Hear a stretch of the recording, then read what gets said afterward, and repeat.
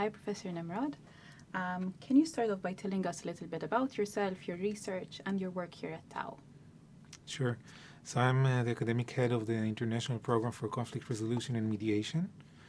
For the last couple of years, we've been running this program for over a decade. And we opened this year in these tragic circumstances. Beside that, I'm also a senior lecturer at the Hebrew Program for Conflict Resolution and Mediation. And I've been heading also the Peace Index surveys that has been running since 1994. Of course, I'm not in charge of that since then, but in the last couple of years, I'm co-heading that with Professor Alon Yakhtar from the Political Science Department. And in my research, I'm trying to understand the psychological mechanisms that work in peoples and societies that are engulfed by intractable conflicts. So, can you explain to us what intractable conflicts are and how the IP conflict fits into this? So, intractable conflicts are conflicts which are over goals that the sides perceive as existential for their people. It can be physical resources, it can be land, of course, but it can also be about specific ideologies. We're talking about conflicts which involve fluctuating levels of violence, but violence is always there, either in the foreground or in the background. Has been in the foreground, of course, in the last month, but it has been in the background for many, many years. I think the levels of hatred that we see now, and I think the level of hatreds that were manifested in the massacre that has been conducted on October 7th has shocked everyone, including myself, right? And I've been doing and looking into the conflict for many years now. Still, it was a shock to see how high hatred is and what it can lead human beings to conduct. And I know there is a lot of usage in the word that those who conducted these were animals, and looking at these conflicts, they were definitely not animals. These are things that unfortunately human beings are doing and have been doing. And in order to understand how come it happened, and also maybe at a later stage where can we go from here, we have to understand that these are human beings. They have been conducting barbaric acts that are unjustified in any way, reprehensible, tragic, unbelievable.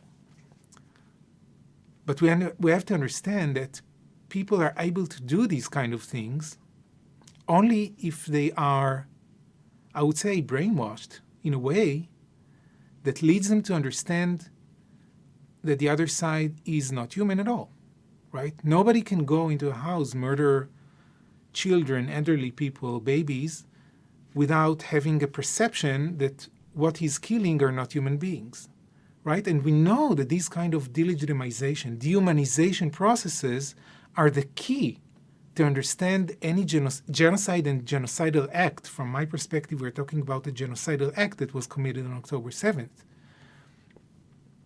These processes have to be understood, right?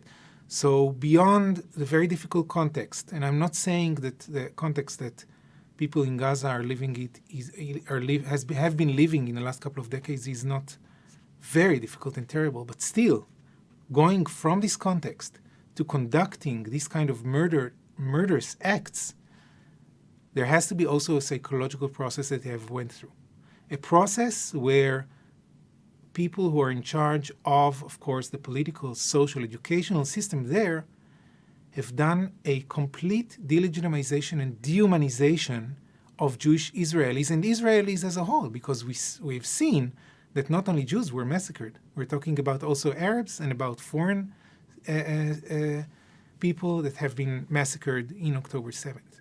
So these processes to be understood in order for us to be able to also have I would say later on, a look and understanding on where can we go from here. And I think that's a major point, because the need to remove Hamas from governance in Gaza indefinitely is necessary. Now, staying on the topic of emotions, I want to move a little bit to what we're seeing on the streets of the West, and also how the Jewish diaspora, the emotions within the Jewish diaspora as anti-Semitism levels grow high.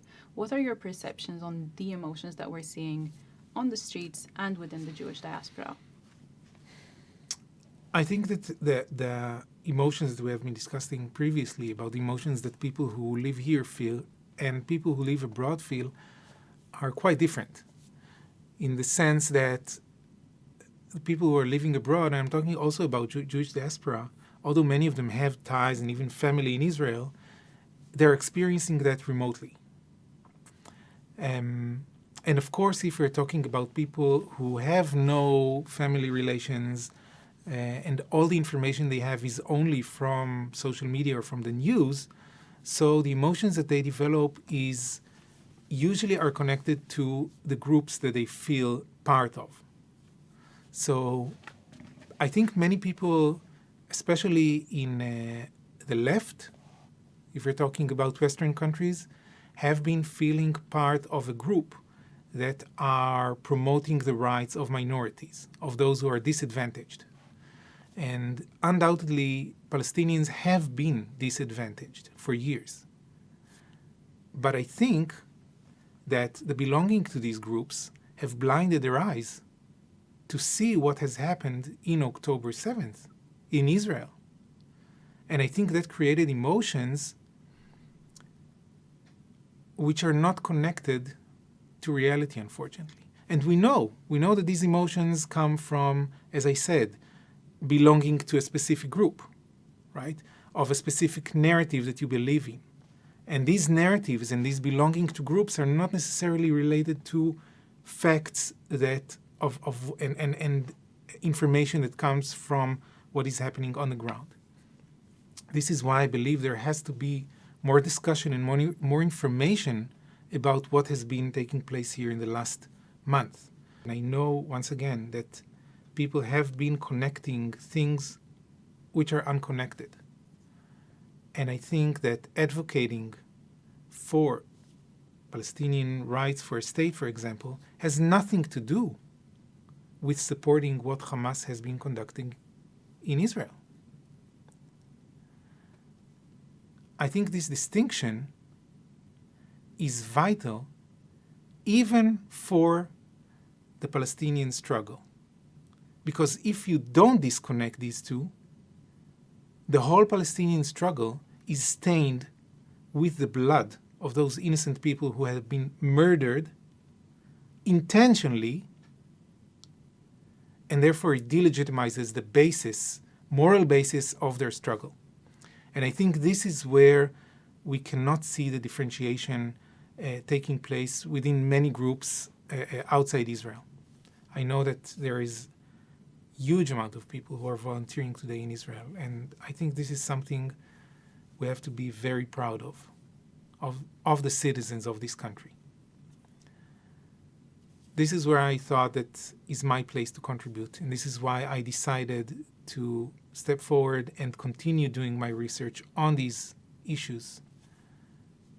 Once again, for the very small light that I want to look for at the end of the tunnel of hope for a different future as well for my kids. Thank you so much for doing this interview. Thank you, Maria.